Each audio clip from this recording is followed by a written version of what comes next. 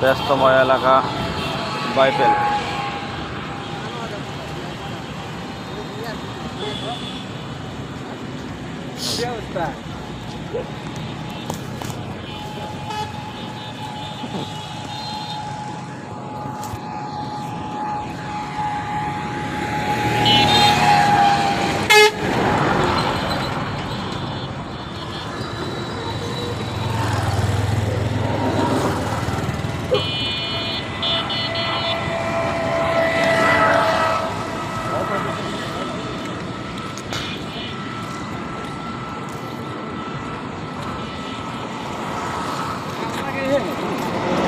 সবকিছু কেটে সমান করে দেওয়া হচ্ছে।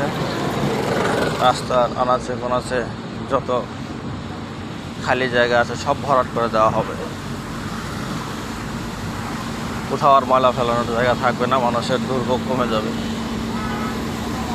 আর রাস্তা দিয়ে হাঁটতে গেলে, চলতে ফিরতে গেলে গন্ধ সহ্য করতে হবে না, নানা রকম সমস্যার সম্মুখীন হবে না।